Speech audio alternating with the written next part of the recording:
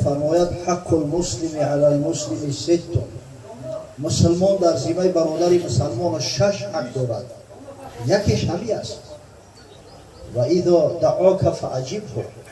وقتی برادری مسلمان رو دعوت کرد باید اجابت کنی و به محفل خیرش بیای شرکت کنی. در محفل خیر شرکت کردن فقط به معنای خوردن و آشامیدن نیست. چی بسا کسایی هست که روزدار هستند، روزه نافله میگیرند، روزهای سنتی میگیرند. حتی اگر همون روزدارا را وقتی دعوت شدن باید اجابت کنند. حضرت ابو هریره رضی الله تعالی عنه از حبیب خدا صلی الله علیه و سلم روایت میکند و حدیث هم در صحیح ترین کتاب در صحیح مسلم اومده است که حضرت میگه و مسلمانان مراجعت کرد به اصحاب گرامیش، گفت اذا دعی احدکم فلیجب.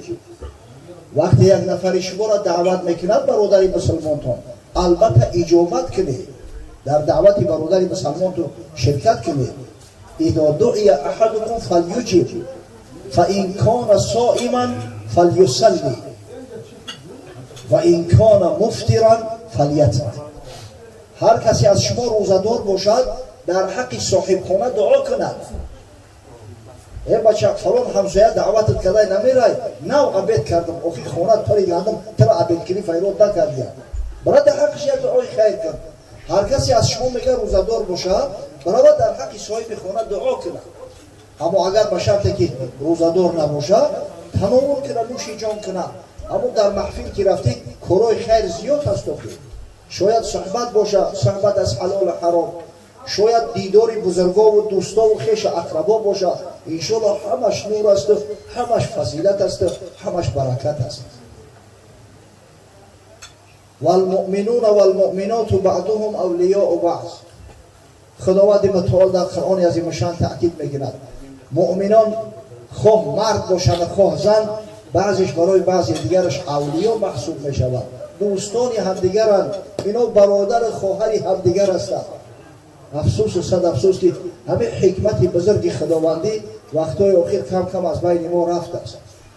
در اسلام اصل زمانهای بود که حقیقتا همدیگر را همچه برادر خواهر قبول داشتند، همچه برادر خواهر میدانستند، تا زمانی که همه سنت زنده به در میان امت اسلامی کسی جرأت نمیکرد یگان مسلمان آزار دهد، حتی در ملک‌های غریبی، برای که میدانستند که اینا همتن همجان هم نفس هستند. یکیش از پشت دیگرش میخیزه به ناموس برادر دیگرش حرف میزنه و پشتیبانی میکنه. خدا رحمت کنه. ابن اسیره یک معرخ شهیر داریم، در تاریخ مشهورش الکامل آورده است. میگوید در زمان معتصم بالله خلیفه عباسی، این خلیفه هفتم عباسی است، برادر مأمون رشید. مأمون وقتی که از دنیا گذشت وصیت کرده بود که همین معتصم برادر ما در جان بگذار. در همین زمان خلافت همون بود، او قدر زمان راستی کنج هم نبود. همین خود معتصم بالله مثل برادرش مثل همون مأمون رشید این خانه آباد یک اعتزال، اما عقیده معتزلی را قبول کرده بود، اهل اعتزال حساب میخورد. بالای اهل سنت و الجماعت خیلی فشارا را آورده است. مردم مجبور میکرد که اقرار کنن نعوذ بالله که قرآن مخلوق است و نوشته خدا است و مخلوق است. از همون زمره بود، اما مسلمان بود، ناموس اسلامی داشت. یک زن قرشی را در روم در همین آسیای صغیر اسیر میگیرند. همون زن میگه صداش بلند میکنه و معتصما و معتصما ناله میکنه. یک شخص میگه خبر وقتی نزد معتصم بالله آورد. معتصم بالله در بغداد بود، از در بالای تخت چشتگی. همین وقت گفت که همون زن قرشی و معتصما گفت ناله کرد، پرید در جاش خیست، گفت لبیک یا اختی، لبیک یا اختی. بعد خیست میگه نعره زد النفیر النفیر، زود سپاه آماده کرد. و همین مرد خودش خیست سرلشکری را به عهده گرفت، رفت یک شهر بود با نام اماریه از همین مضافات روم، تا همون شهر را ضبط نکرد، همون زن مسلمان قرشی را آزاد نکرد، برنگشت. مسلمان های نه که غیرت همت داشتن. ولی همین تاریخی فتح سیند کدامت میدونید؟ همین هم ملک بسیار بزرگ است، ملک سیند. امروز اونا جمو و کشمیر و چندین نمی ولایت های کلان را در بر میگیره که بین هندوستان و پاکستان تقسیم شو کردیه. همین ملک سرزمین در زمان حجاج ابن یوسف ثقفی فتح شده است. صاحب کتاب فتوح البلدان امام بلازوری روایت میکند، میگه در همین زمانهایی که مسلمان ها هنوز از کابل پیش رفتگی نبودند، آخرا نقطه اسلام همین کابل افغانستان بوده است. در اقیانوس هند راهزنای بحری یک کشتی مسلمان ها را به اسارت میگیرند، ابردش میکنند، به ساحل میکشند. او مردم یک قبیله بوده است با نام قبیله مید، همین هندوهای بتپرست، یک قبیله جنگاور همین راهزنای بحری بودند. 3 زن مسلمان در کشتی بوده است. یک نفرش وقتی که میگه همون با شدت از رومالش میکشن از کشتی میفرارنش، رومال سرش کنده میشود. با کفای دستش میگه سرش قپیده، گفت یا حجاج یا حجاج. مقصد گوبرناتور اون منطقه نزدیکترین گوبرناتور عراقین خراسان همون حجاج ابن یوسف ثقفی بود. یه حجاج ابن یوسف با فکر اکثریت میدونه چی است. خدا رحمتش کنه حضرت عمر ابن عبدالعزیز ایرا حتی فرعون امت محمدی گفته است، با درجه ظالم بود. در تاریخ اومده است در زمان امو ولایتش میگه از 100,000 آدم زیاد کشته شده. همون وقت والی بود است، والی عراقین و خراسان. همون زن مسلمان یا حجاج گفت وقتی جانش در کرد از همون کشتی 3 نفر میگه جان به سلامت بردن امام بلازوری. وقتی که اومدن یک نفرش نزد حجاج در اومد در کوفه و گفت من همین شاهد این همین منظره شدم، همین واقعه. همون حجاج به همون ظالمیش با ناموس نخست گفت لبیک یا اختی. یا اکسپیدیسیا تشکیل کرد که تا همون زنای مسلمان آزاد نکنه برنگرده. اکسپیدیسیا اول وقتی که داخل همین کشمیر شد، اون ملک‌های ناآشنا بودن، شماره‌شون هم کم بود. اگر چند سرداری لشکر یک پهلوانی نامدار و یک سرلشکر شجاع بود، استراتژ بود، خدا رحمتش کنه، با نام عبیدالله ابن نبهان یمنی. این شخص در رصد غلطی، در احاطه دشمن غلطی، خودش تمام قشورش کشته شد، شهید شد. اما حجاج دستش نبرداشت، نگفت که اون ملک ناآشنا بوده است و جای خوفناک بوده است. با یک اکسپیدیسیا دیگه تشکیل کرد تحت سرپرستی بودیل ابن طهفه. میگه وقتی اینا را شکست خوردن قفا گشتن، خود شخصا همین بلخ اومده است، بلخ افغانستان. لشکر تنظیم داد تا زمان گفت همین ملک فتح نکنیم دیگه قفا نمیگردیم. همین ملک سیند کشمیر همین به خاطر 3 خواهر اسلامی همش از سر اینا آزاد شد.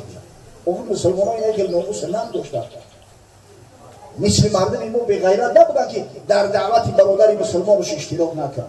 سبحان الله، قسم به الله آدم همین جگرش پاره میشه وقتی همین کرونا میبینه.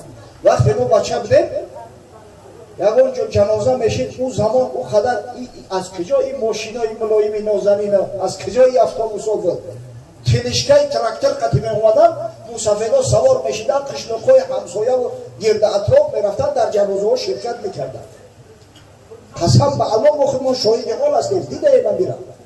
امروز مرشروطه راهی میکنن، ای بچه ماشینای مایده در پیش مسجد ایستادن، خطیب التماس میکنن مردم در قشلاق همسایه بچه ها جنازه های اینا ماشینا هستن، بره کار دارم وقت ندارم. ای خونه آباد، یکی از همه حقایی که برادر مسلمان در ذمه داره شرکت کردن در نماز جنازه شد.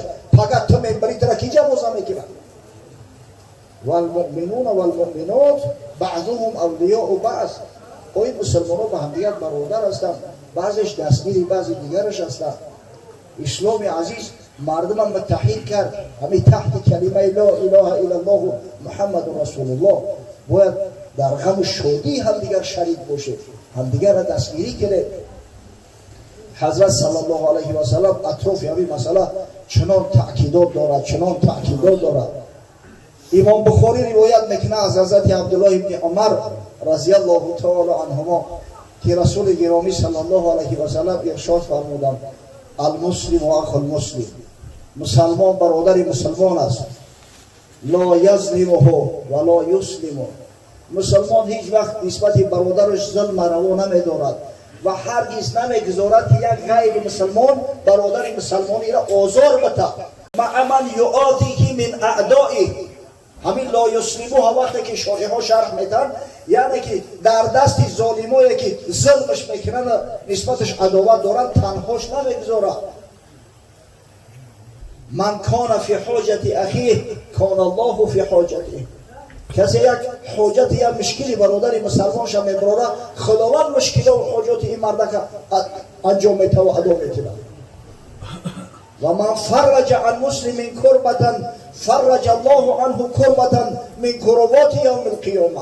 هر کسی که یک غم اندوهی برادر مسلمان دور میکنه خداوند متعال فردا روز قیامت در روزی که همه در غم ماتم در ناله هستند اما غم اندوهاش دور میکنه.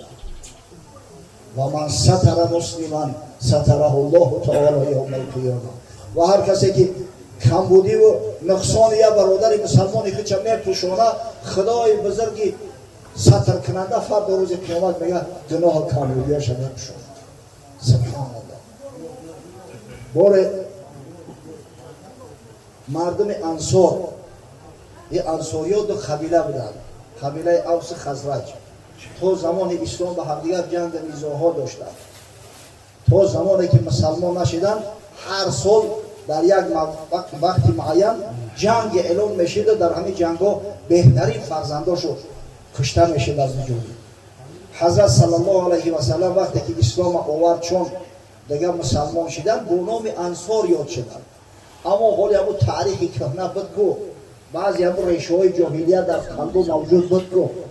بار نشسته همراه صحبت میکردن که یک یهودی پیر شیطان آمد کم طرف خطی شده شسته با یک نفرش صدا کرد یا فلانی گفت در یاد دسته که در جنگ با آس چخیر شید با اول شکست خورده گرفته و بعد برگشته آمده یا را تارمار کرده یاد دسته طرف اوسط بود. این خزرجی ها را ناموس شد کرد.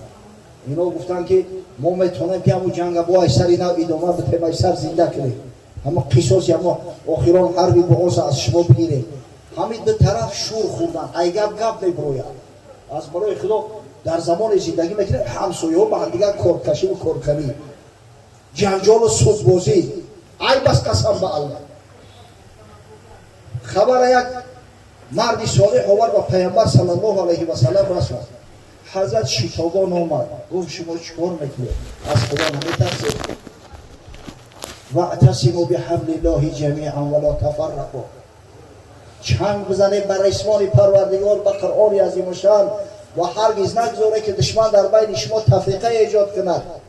واذکروا نعمت الله علیکم اذ کنتم اعداء فالف بین قلوبکم. بیاد بیاره نعمت پروردگار را که در حق شما کرده است که شما به همدیگر دشمن بده الله ذوالجلال شما را به هم دوست و رفیق کرد. فاصبحتم بنعمته اخوانا.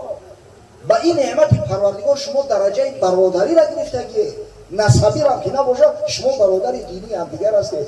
بعد گریان شدن گردن همدیگر را آغوش کردن که برادر جان میبخشید برادر جان میبخشید. اوه اسلام با انمیش زیبا